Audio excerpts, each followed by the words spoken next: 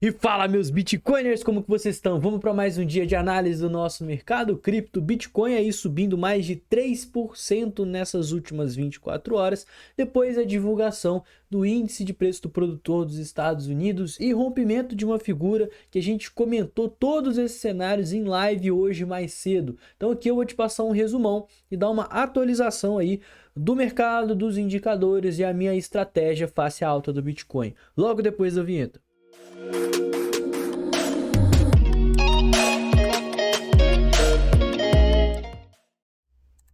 Pessoal, então hoje mais cedo a gente comentou sobre essa possível cunha descendente, né? Que era uma cunha que estava sendo formada no curto prazo, que poderia indicar o rompimento. A gente especulou sobre a possibilidade dela vir aqui se estreitando até chegar à região verde, né? E por que que eu acreditei que a gente poderia ter mais um tempo dentro dos limites dessa cunha?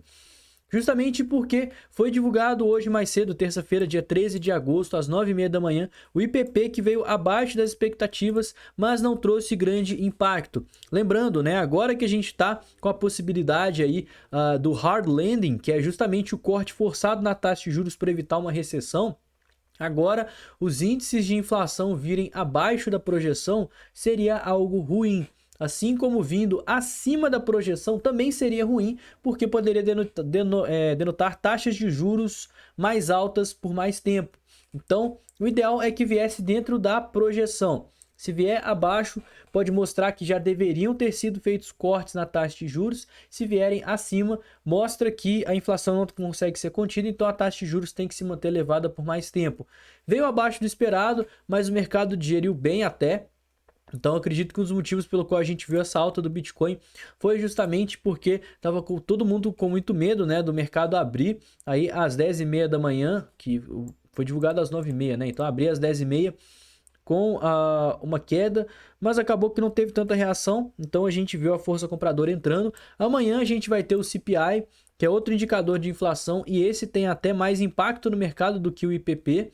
Na quinta-feira a gente tem os pedidos por seguro-desemprego, tanto iniciais quanto contínuos, e na sexta-feira índices de confiança e de projeções de inflação da Universidade de Michigan. Até agora é esperado que a gente tenha aqui um corte de 50 basis points na próxima reunião.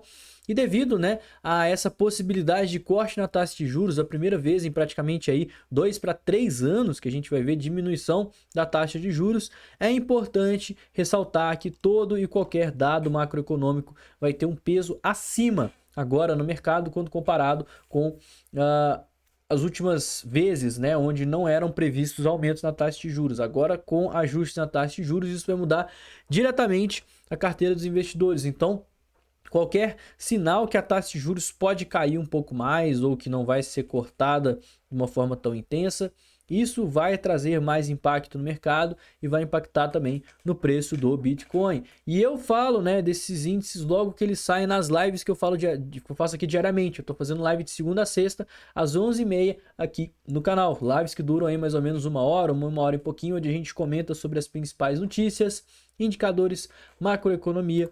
Fazemos análise do Bitcoin de várias altcoins, então lá eu falo a minha estratégia, eu abro minha carteira, então também te convido, né? Você que é inscrito e acompanha os meus vídeos de análise, também tem as lives que também ficam salvas caso você tenha interesse.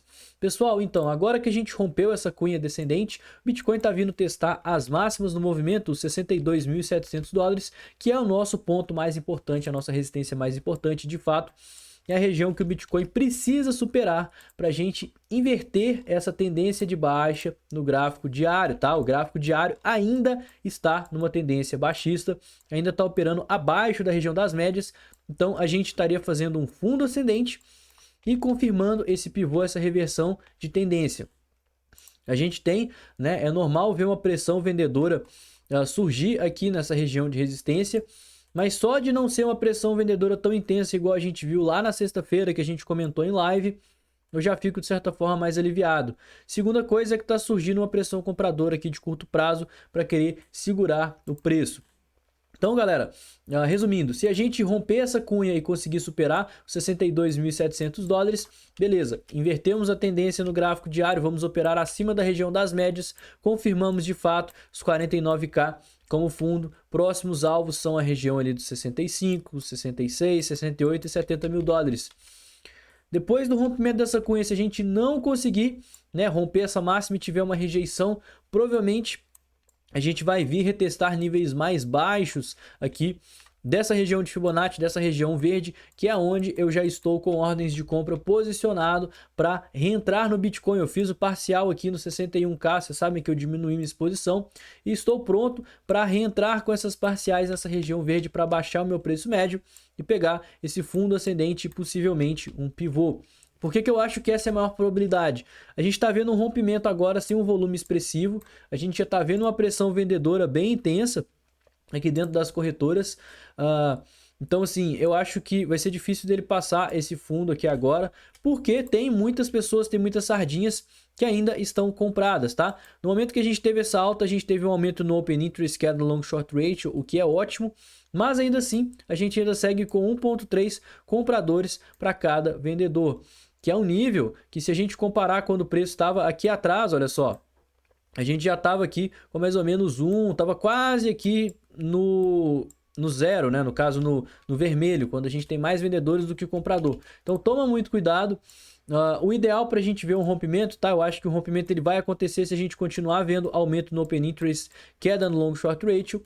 O que me preocupou nos últimos dias, igual eu falei, foi justamente o aumento aqui no Long Short Ratio. Então, se a gente vê agora o Long Short Ratio aumentando, as sardinhas começando a ficar eufóricas, esse cenário me preocupa mais. E lembrando que tudo pode mudar, essa análise ela pode ir simplesmente por água abaixo por dois motivos. Primeiro, dados macroeconômicos. A gente precisa ficar muito ligado porque a macroeconomia e o cenário econômico dos Estados Unidos vai ter um impacto maior. Segundo, notícias principalmente com relação aos conflitos geopolíticos que estão acontecendo na Rússia e na Ucrânia e lá na região da Palestina, lá na faixa de Gaza. Se isso acontecer, a gente pode ver quedas mais intensas. Eu acho que esses são os principais, né, motivos que a gente poderia ver uma queda maior no mercado nesse exato momento. Então vale a pena ficar de olho nesses dois. Uma queda ou uma alta também, tá? Se os indicadores vierem bons e a gente vê que o soft landing, né, o corte natural da taxa de juros controlado ainda está no jogo, eu acho que a gente pode ver as ações subindo e levando as criptomoedas junto. Não se esqueça dos nossos apoiadores do canal, a corretora BingX, que eu utilizo aí para fazer as minhas operações de investimento.